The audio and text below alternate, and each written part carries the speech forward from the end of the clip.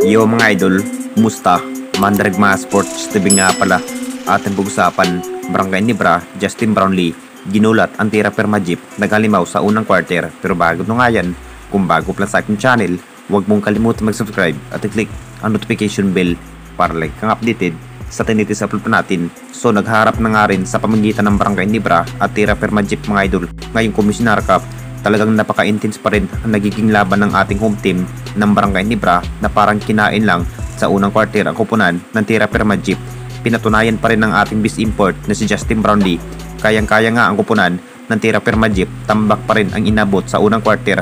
Lamang na lamang nga sa scoring machine ang Jenkins. Sa pangunguna na nga yan ng ating best import ay walang iba kundi si Justin Brownlee. Kailangan pa rin na manalo ang kupunan ng Jenkins dito mga idol.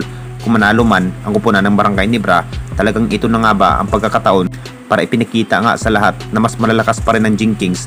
Nakapagtala nga si Justin Brownlee ng 15 points sa first up to second quarter. Naghalimaw po rin ang ating best import na si Justin Brownlee. Gandang kumbo nga ang ipinakita ng Barangay Nibra, particular sa ating best import at Maverick Amisi. Masasabing natitihado nga ang kupunan ng tira per Majip sa unang quarter. Hindi na rin nagpapahuli ang nasabing bagong player na si Troy Rosario mga idol. Todo buhat rin ang kanyang ipinakita sa ating home team ng Barangay Nibra.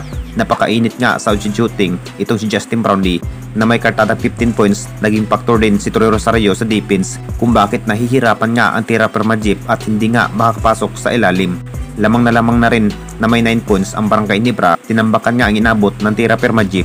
Ito na nga ba ang kinahihintay ng lahat? Sa naging puwersa, may habang istamina ng ating Barangay Nibra, gandang passing at sa scoring machine, itong si RJ Abarrientos at Il Itinorio, pero binura na naman ng tira per Majip kung saan malapit na rin ang nagiging score.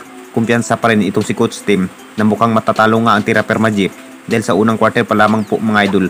Mas aggressive nga sa bawat kilos at bilis ng Barangay Nibra ni si Justin Brownlee. Sabik na rin ang ibang player mga idol ng Jenkins. Tatalunin nga ang kupunan ng tira per Majip. Nakapagtala nga si RJ Abarrientos na may 12 points sa first up to second quarter.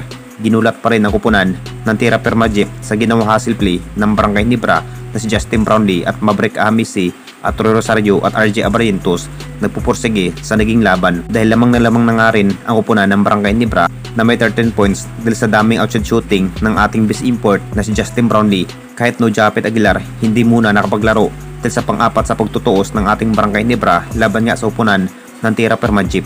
Masasabing naghalimaw nga ang ating best import na si Justin Brownlee sa 3rd hanggang 4th quarter. Anong masasabi ninyo mga idol tungkol sa ating video?